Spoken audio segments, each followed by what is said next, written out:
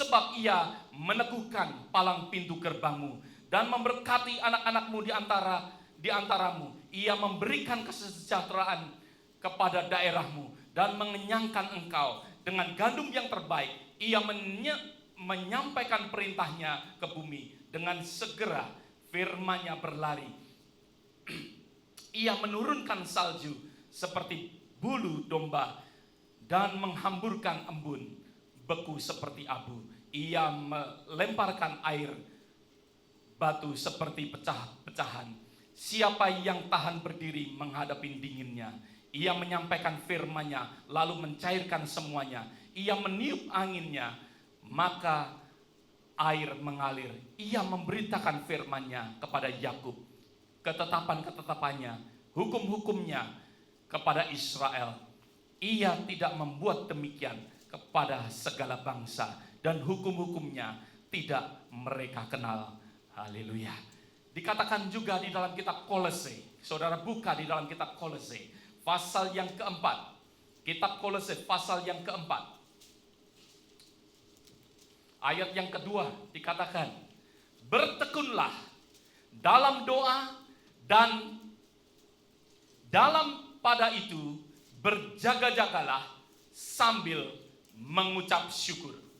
Bertekunlah dalam doa dan dalam pada itu berjaga-jagalah sambil mengucap syukur. Dikatakan dalam Filipi, kitab Filipi pasal yang keempat ayat yang keenam.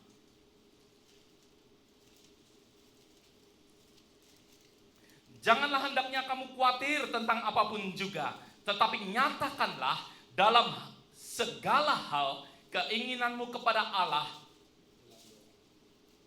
dalam doa dan permohonan dengan ucapan syukur. Filipi pasal 4 ayat yang ke-6 ya tadi ya. Filipi pasal yang keempat ayat yang ke-6. Janganlah hendaknya kamu khawatir tentang apapun juga, tetapi nyatakanlah dalam segala hal keinginanmu kepada Allah dalam doa dan permohonan dengan ucapan syukur. Dalam kitab Efesus pasal yang kelima ayat yang ke-20. Ucapkanlah syukur senantiasa atas segala sesuatu dalam nama Tuhan kita Yesus Kristus kepada Allah dan Bapa kita. Kalau saudara dan saya membaca akan ayat-ayat ini, Allah berulang-ulang memberitahukan kepada kita bahwa supaya saudara dan saya, pertama yaitu berdoa, yang kedua yaitu mengucap syukur. Kita telah banyak belajar tentang hal doa, maka itu hari ini saya tidak menyampaikan akan hal doa, karena beberapa minggu yang lalu Markus sudah pernah menyampaikan hal doa, maka itu saya tidak menyampaikan akan hal doa. Tetapi saya ingin ingatkan kepada saudara semua bahwa Allah menyukai, Allah senang dengan doa. Bukan Allah senang saja karena seperti Yesus berdoa, tetapi Tuhan menyukai anak-anaknya berdoa. Saya ingin ingatkan kepada saudara akan hal ini.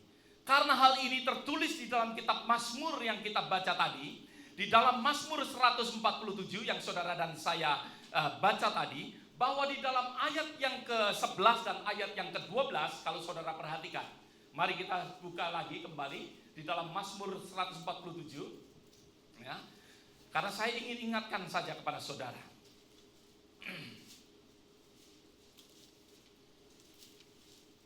Ada 3 hal sebenarnya yang disukai oleh Tuhan, yang Tuhan senangi.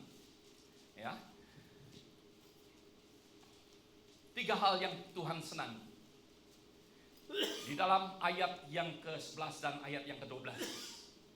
Tuhan senang kepada orang-orang yang pertama takut akan Tuhan.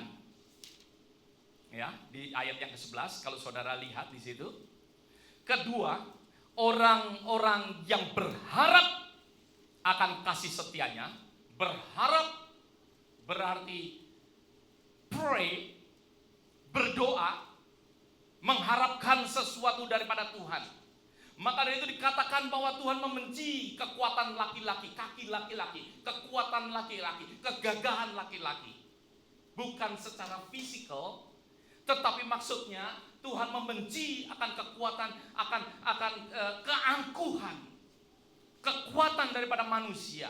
Karena firman Tuhan selalu berkata kepada kita bahwa tanpa Tuhan kita ini nothing. Kita tidak bisa berbuat apa-apa. Maka itu Tuhan sangat menyukai kalau anak-anak Tuhan kalau berharap, selalu memohon kepada Tuhan, meminta kepada Tuhan. Inilah yang disukai oleh Tuhan. Yaitu pertama, takut akan Tuhan. Kedua, yaitu berdoa. Yang ketiga, yaitu memuji Tuhan, mengucap syukur kepada Tuhan. Saudara lihat di dalam ayat yang ke-12, megahkanlah Tuhan. Itu yang Tuhan sukai. Itu yang Tuhan sukai. Exalt, dikatakan exalt the Lord. Untuk kita meninggikan, memuji Tuhan. Memuji Tuhan, saudara. Memuji Tuhan. Di dalam Mazmur 147, jelas bagi saudara dan saya. Hal ini memuji Tuhan bukan sekedar hanya memuji seperti kita menyanyi akan lagu-lagu yang lain. Tetapi memuji di sini, di dalam ayat yang pertama dikatakan bahwa haleluya, sungguh bermazmurlah bagi Allah kita itu baik, bahkan indah, layaklah memuji-muji Tuhan. Di dalam ayat yang pertama dikatakan demikian, bahwa bahkan indah, layaklah memuji-muji Tuhan. Lalu dikatakan di dalam ayat yang selanjutnya, kalau saudara lihat, yaitu sambungan daripada ayat yang pertama, yang mana dikatakan Tuhan itu membangun Yerusalem. Ia mengumpulkan orang-orang Israel. Ia menyembuhkan yang patah hati. Ayat yang ketiga, ayat yang keempat, patah hati dan membalut luka-luka mereka. Ayat yang keempat, ia menentukan jumlah bintang-bintang dan menyebut nama-nama semuanya.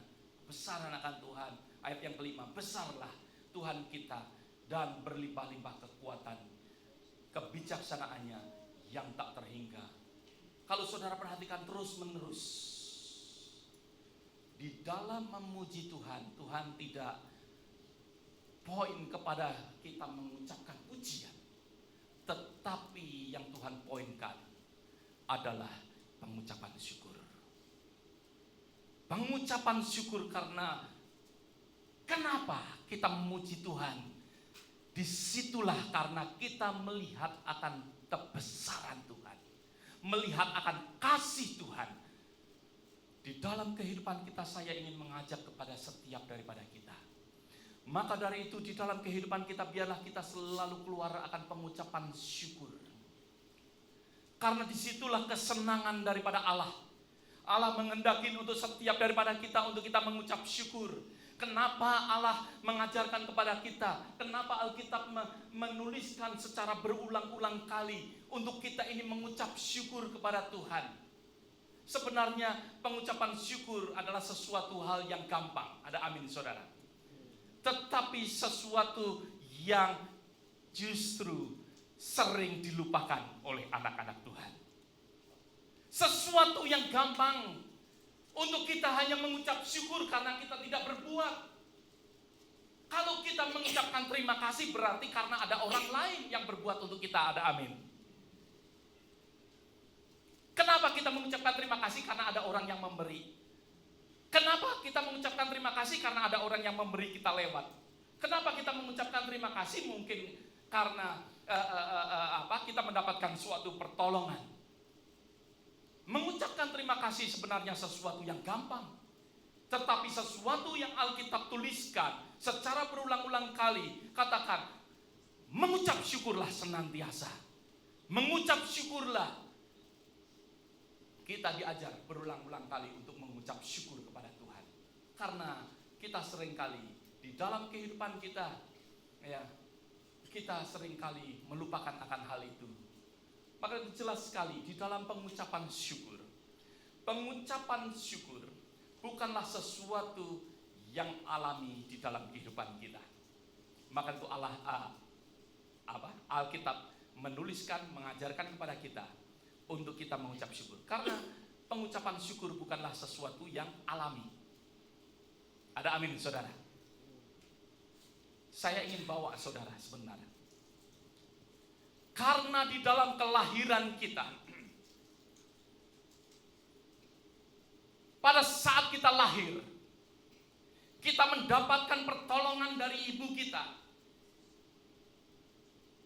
Bayi itu bertumbuh, belum bisa mengucap syukur. Ada amin, saudara?